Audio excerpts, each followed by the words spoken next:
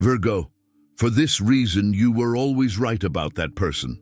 There's something you've never told anyone, not because it's a secret, but because if you said it out loud it would sound crazy. That discomfort in your stomach, that nameless unease, that appeared the first time you looked at this person, before any proof, before any reason. Just a detail out of place that no one else had noticed. Everyone around you saw one thing, you saw another, and the worst part wasn't seeing things differently. The worst part was having to pretend you saw them the same. You tried to ignore it.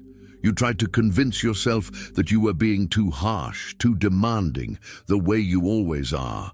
Someone even said it at some point, that you overanalyze, that you're too suspicious, that not everything needs to be investigated. And you almost believed it. You almost swallowed that version of yourself that fit better in the room. But there was one detail that wouldn't leave her mind. A way of looking that lasted half a second longer than it should have. A phrase that sounded too right to be spontaneous. A silence in the wrong place. Small things. Things that no one else seemed to notice. Only you. And here's what nobody told you about it. This perception didn't come out of nowhere. It was trained.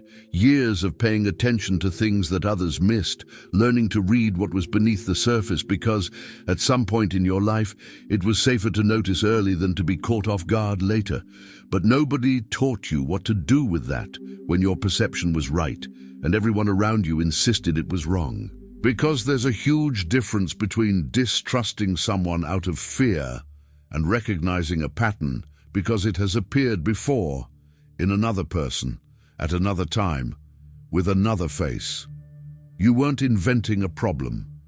You were recognizing a structure. And structures repeat themselves. But when you tried to say that, even if only to yourself, the guilt came.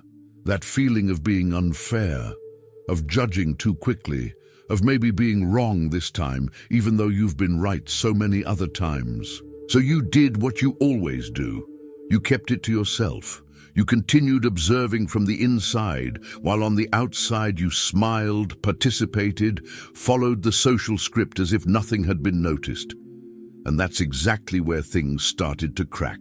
Because keeping a perception to yourself has a cost. Nobody talks about it, but there's a specific weight to carrying a truth you can't yet prove. It's like walking around with a rock in your pocket all the time. It doesn't weigh enough to knock you down, but it weighs enough so you never forget it's there. You continued to interact, you continued to observe, and little by little, the small details that once seemed isolated began to form a picture. Not all at once. It's never all at once. It's always a silent accumulation, a phrase here, a reaction there, a behavior that repeats itself when no one is really paying attention. But there's a part of this that hurts more than the distrust itself. It's realizing that all this time you've silenced your own voice to fit into the space that others found comfortable. You reduced your perception to exaggeration so as not to bother anyone.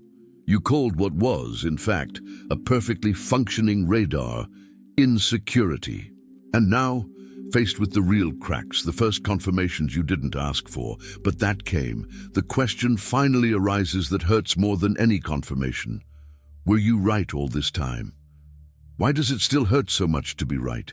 And what does that reveal about all the times you chose to doubt yourself just to keep the peace? This question keeps swirling around in your head, taking its time to disappear because it doesn't have a quick answer, and perhaps it shouldn't even have such an easy answer.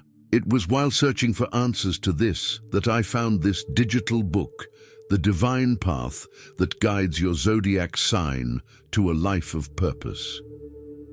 It doesn't talk about predicting the future or making accurate guesses. It talks about something much rarer, how to transform that sharp perception, which you've so often tried to silence, into a reliable compass instead of constant guilt. Because there's a difference between distrusting everything out of fear and discerning clearly because you already understand how certain patterns move.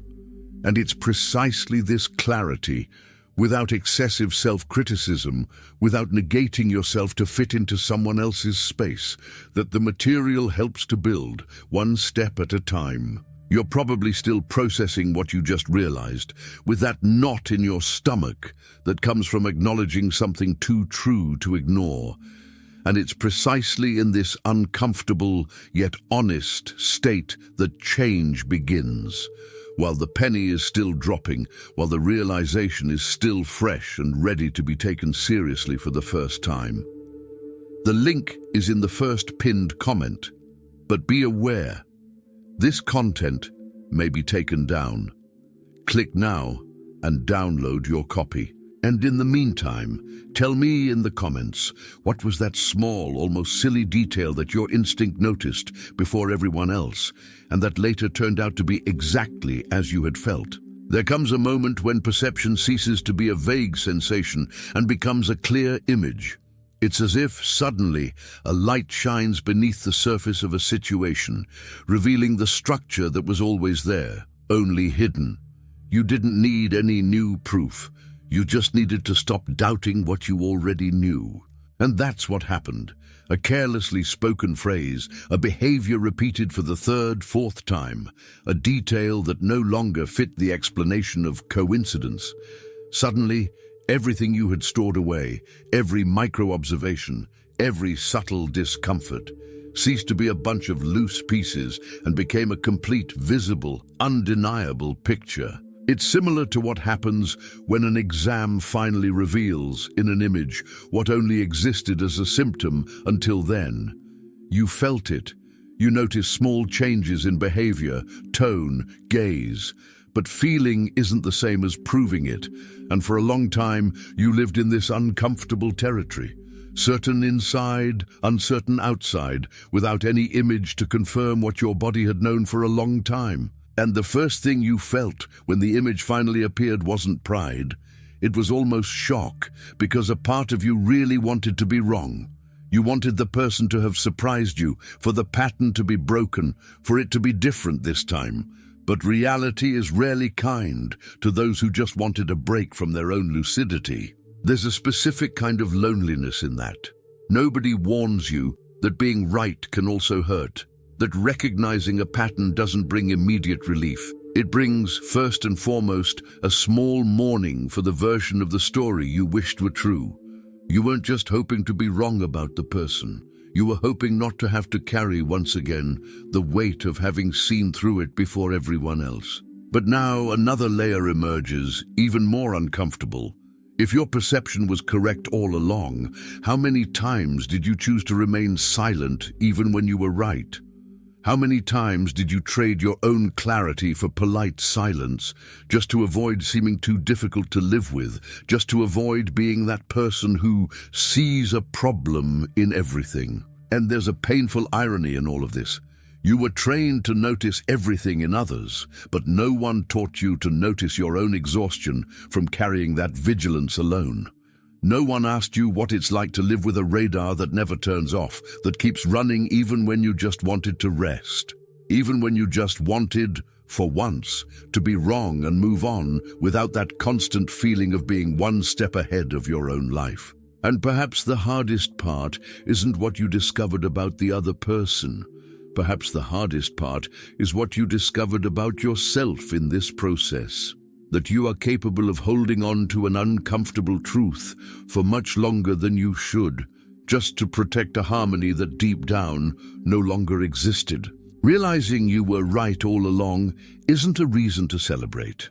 It's a reason to look inward and wonder how much time you spent doubting yourself to avoid discomfort that was, in fact, just the truth arriving sooner. The digital book, The Divine Path That Guides Your Zodiac Sign to a Life of Purpose, exists precisely for this moment, when your clarity finally arrives, but you still don't know what to do with its weight. It helps transform this lucidity into real discernment without drowning in the self-criticism that Virgo carries as part of its identity. The link is in the first pinned comment. The last copies are running out.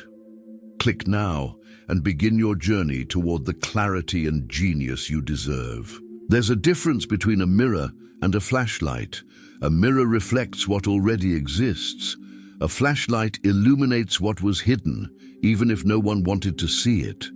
And for a long time, you were treated as if you were a mirror, as if your perceptions were merely a reflection of some insecurity of yours. But it was never like that. You were always the flashlight. It's just that no one wanted to admit what the light revealed. Think about how many times someone has told you, in one way or another, that you see too much, that it was just your imagination, that you were projecting. And the strangest thing is that for a while you almost believed it, because it's easier to doubt yourself than to insist on a perception that bothers everyone around you. But the lantern doesn't go out on its own. It just stops pointing outward and turns silently inward, in the form of doubt, insomnia, a constant urge to reread the same conversation 10 times, looking for what was already obvious from the beginning. And here's the point that really resonates. You don't analyze people because you distrust the world. You analyze them because at some point you learned that seeing things first was the only way to protect yourself later. This isn't a flaw. It's a survival mechanism that over time became a kind of silent talent. But nobody taught you how to use it without feeling guilty about it. There's a common scene in the life of someone who sees this way. You notice the pattern, you keep the observation in mind, and then you spend days wondering if you're being unfair. You mentally replay the scene several times, looking for an angle where the other person is right and you are exaggerating. It's almost a ritual. The flashlight pointed inward, not to illuminate, but to question your own ability to see clearly. But every flashlight, if used only for others, ends up leaving a blind spot, the space where you should shine the light on yourself. Because while you deciphered each other's gestures with surgical precision, how many times did you avoid looking at your own doubt with the same courage? How many times was it easier to understand the other person than to trust your own interpretation without asking anyone's permission? Perhaps the next step isn't to shine the flashlight even more brightly outward, searching for more evidence, more confirmations, more reasons to support what you already know. Perhaps the bravest step is the opposite, to lower the intensity of external surveillance a little and use that same ability to see patterns to understand your own. Why you waited so long before trusting yourself, and what that cost you so far. There's a recurring scene in the lives of those who see things this way. Someone asks, with genuine curiosity, "How did you notice that so quickly?" And the true answer never fits into a short sentence. The true answer involves years of silent practice, of comparing patterns, of remembering details that seemed irrelevant until the day they ceased to be. It's not luck. It never was luck. It's a kind of invisible work that no one sees happening, only its result. Turning one's own light inward is perhaps the most difficult thing there is for someone who has spent their life deciphering everything around them except themselves. It's not a lack of ability, it's a lack of permission. It is precisely this blind spot that the divine path that guides your zodiac sign towards a life of purpose helps to illuminate. No longer a perception used solely for monitoring others, but as a tool for discernment also turned inward, without the heavy self-criticism that Virgo usually carries as if it were an obligation. The link is in the first pinned comment. The last copies are running out. Click now and begin your journey toward the clarity and genius you deserve. There's a scene that almost no one describes properly. The exact moment when you are vindicated. It's not like in the movies. There's no music, no applause, no one saying, "I should have listened to you." It comes most of the time in an awkward silence. Just you and the certainty that yes, you were right. And yet something inside you doesn't celebrate. Because being right about someone also means accepting everything that entails. It means acknowledging how much time was spent doubting yourself. It means dealing with the strange mix of relief and sadness, relief at no longer going crazy alone, sadness at realizing that once again your instinct was right and no one else wanted to validate it before. There's also a silent anger that surfaces at this moment and that almost no one admits to feeling. Anger at having compromised one's own perception. Anger at having smiled in situations that the body already signaled as wrong. Anger at having called drama what deep down was just emotional honesty trying to make itself heard. And there's no shortcut to this anger. It needs to be felt, not hastily managed. It's like pruning a plant you yourself carefully cultivated. It hurts to cut even knowing it was necessary. The gardener who prunes doesn't do it out of anger at the plant, but because they understand that certain branches, if left as they are, prevent the rest from growing strong. And that's exactly what silent vindication asks of you now, the courage to cut what needs to be cut, without turning it into a punishment against yourself for taking so long to realize it. And perhaps that's the quietest part of the vindication. It doesn't ask for applause. It only asks that you finally stop apologizing for seeing too far, that you stop reducing your lucidity to drama or excess just because it bothered those who preferred to live on the surface. Because the question now is no longer, was I right? It's, what are you going to do with that certainty now that it can no longer be ignored? Some people answer this question with complete withdrawal. Some answer with a difficult, necessary conversation postponed for too long. And some simply need, before any external decision, to sit with this certainty for a while, without rushing to act, just acknowledging their own merit in having foreseen something so far in advance that would take months, maybe years, to become obvious to anyone else. There is no right answer here, only your answer, the one that makes sense to you, at your own pace, without the pressure of deciding everything now just because certainty has finally arrived. Being right isn't the final destination. It's just the moment when the pruning ends and the real question arises. What do you plant now in the space that's left? It was with this exact moment in mind, after certainty before the next decision, that the divine path that guides your zodiac sign to a life of purpose was conceived. It doesn't promise prophecies. It helps Virgo transform discernment into direction without getting lost again in self-reproach for having seen what others chose not to see. The link is in the first pinned comment. The last copies are running out. Click now and begin your journey towards the clarity and genius you deserve. There's a strange beauty in being the person you see first. It's not a comfortable gift.